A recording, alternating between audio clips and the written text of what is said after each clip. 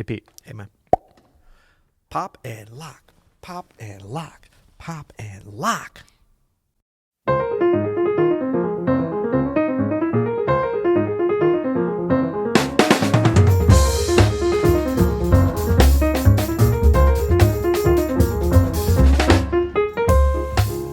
I'm Adam Maness. And I'm Peter Martin. And you're listening to the You'll Hear It podcast. Daily jazz advice coming at ya. We're not a breakdancing podcast? No.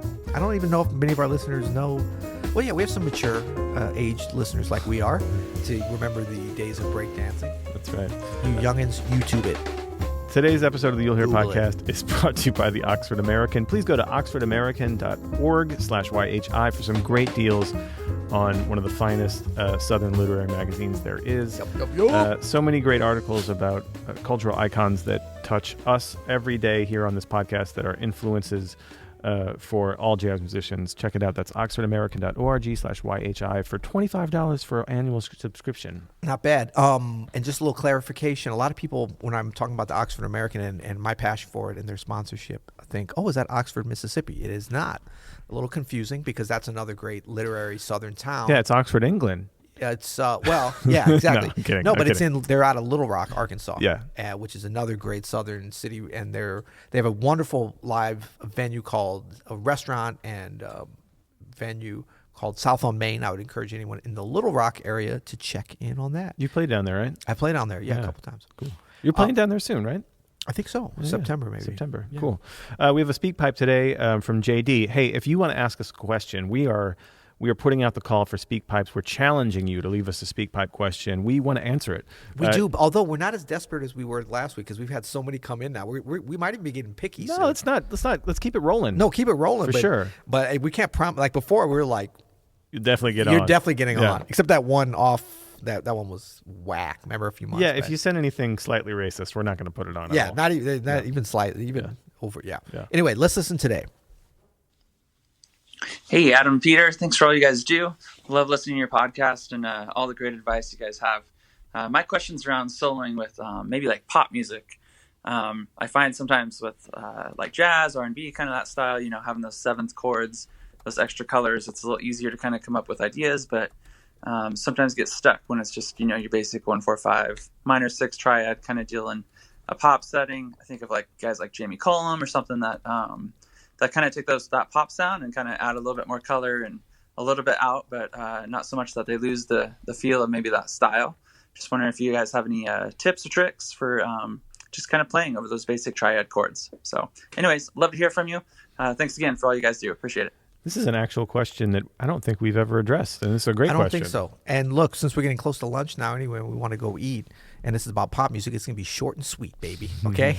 I love to do this, man. I do this all the time in the music I play, to play over triadic stuff. Yeah, but you'll take some simple pop tunes, very simple harmonically, and put a nice little Adam Maness arrangement on them, and they kind of become a little bit more complex. That's definitely one thing you can do. Yeah. Is you can not jazzify, I want to say, but you can make them more improviser friendly. Right. The pop changes. Yeah. It depends on what kind of sound you want. Right. But I think for JD's question here, there are some ways to solo on just like straight ahead pop triads. I hear you do this with Diane Reeves all the time too. You guys have a couple of tunes that are like really pop tunes. Yeah. And pop, R&B, real like folk. Yeah, I had to do this in Aaron Bodie's band for years and years. Yeah, and it's hard. It's a skill that you have to practice. A lot of jazz players are just like, oh, that's beneath me because they can't do it. Yeah.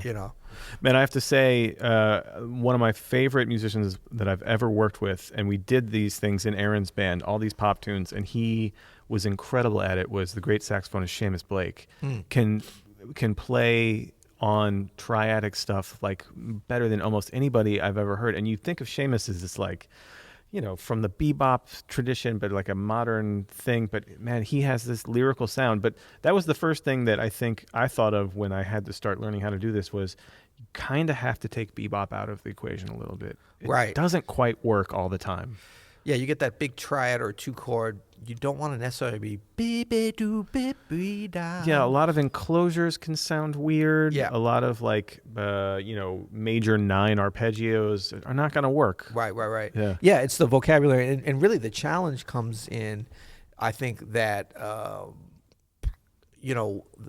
we always talk about melody, rhythm, and harmony as kind of being those most basic building blocks of our improvisation and really just music in general. But this kind of playing requires melody to become so much more important. And so especially at piano, which, you know, on its face can not be the most lyrical instrument, like we can get away with things sometimes by really exploiting like the harmonic aspects of things. Too much sometimes. Yeah, and rhythm, and, you know, it's a percussion instrument. Totally. But playing over very simple chords means you have to be super melodic. And so I would like actually think of somebody like Stevie Wonder, the way that he improvises over his songs. Now, yeah, of course, his songs are very, you know, sophisticated harmonically in a way, but you can check out certain, like Isn't She Lovely, has some very, like, I don't know. Well, that kind of goes some places harmonically. You know who's the perfect person to check out for this though?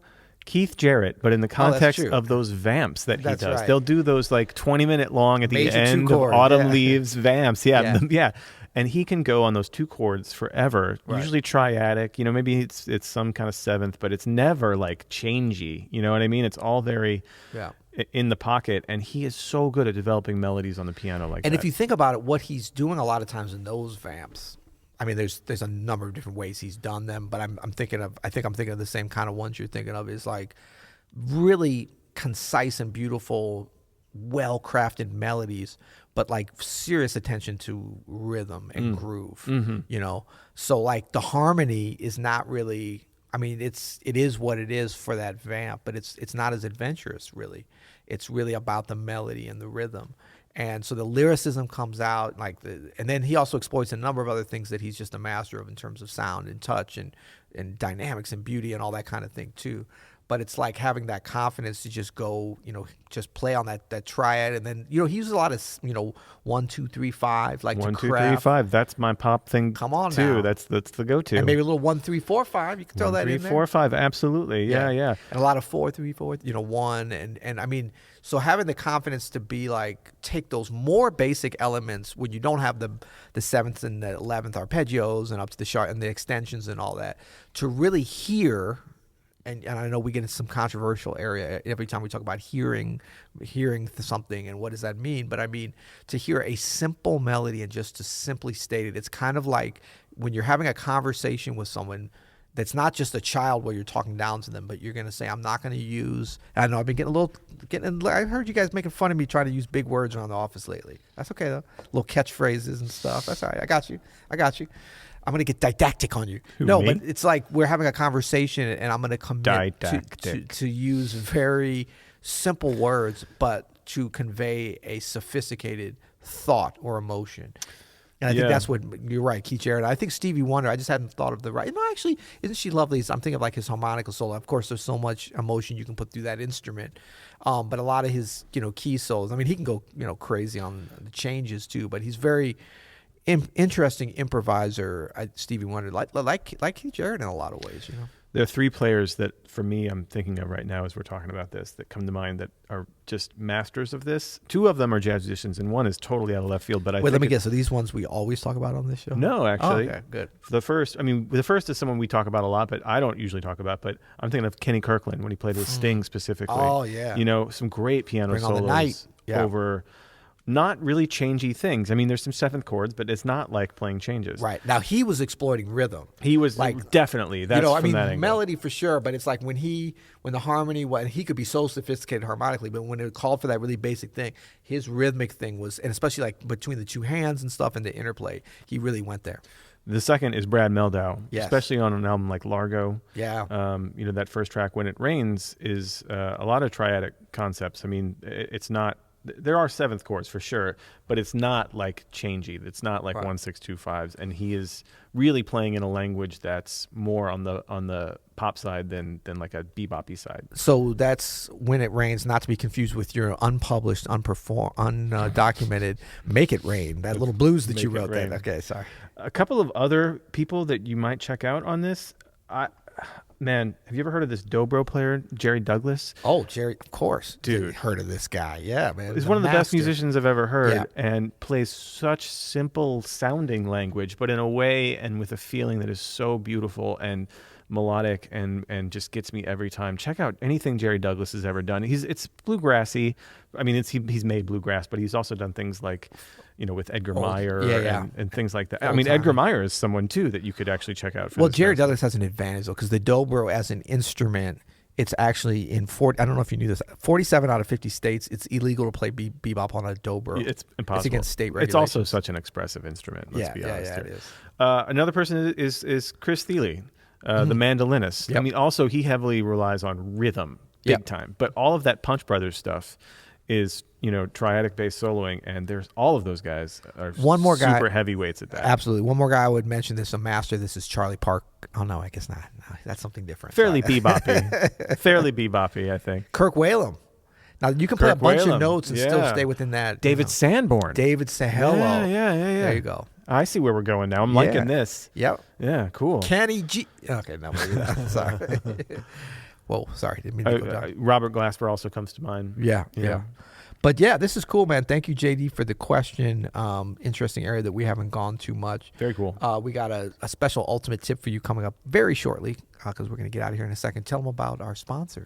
Go to oxfordamerican.org/YHI for a $25 annual subscription to the Oxford American. You're going to get amazing articles about Southern culture. You're going to get incredible writers writing stories about musicians and cultural icons that you're going to want to know more about. You're going to get incredible poetry to just enrich what you are probably already interested in. So again, that's oxfordamerican.org/YHI. And if you live close to the South as we do, well, it doesn't matter where you live because you can travel anywhere in the world now, apparently. But the great thing about Oxford, every time I read it or look at it, it's like a travel brochure. It makes me want to go to these places, Yeah. The Georgia one with James Brown and stuff. It's like, I've been to Georgia and Atlanta so many times, the airport, but Savannah and like the different parts, but Albany. I mean, it makes you, because it really brings out the best of these places, and this amazing culture that's sprung forth from the South. Really, an outsized amount of culture has come from these southern states. It's pretty amazing. I mean, obviously music, but writing. And people all over the world are copycatting Southern culture all the time. Right. All right, so what's our ultimate tip? So the ultimate tip is to be able to, we're talking about playing over pop changes, pop tunes, is transcribe pop tunes. Okay, so this will kind of like reverse engineer a little bit of developing your ears in a way that'll help for this, and just a number of different things. And this is something I used to do, and I kind of said, even if you're ashamed that people know that you like them, if it's a little bit of, I don't know, it could be anything catchy that you think is too simplistic or not worth your time, but you're still developing your ears, and it's going to attune you a little bit. So it could be anything you're hearing on the radio or YouTube or whatever that you kind of like. It's always fun to transcribe stuff you like. We are giving you license to put aside that Charlie Parker solo for a little bit to transcribe a pop tune. And once you do... Well, hold on. Before we end this episode, we do have a listener tune. This is Traveling at Night by Burke Ingraffia. Nice. Yeah. That's going to ride us out. Check it out and you'll hear it. The sky gets blue on a sunny day,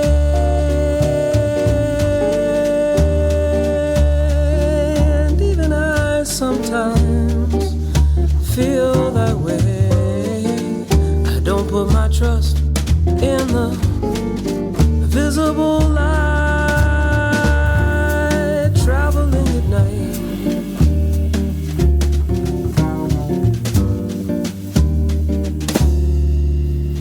Thieves and the scoundrels come out of the wood.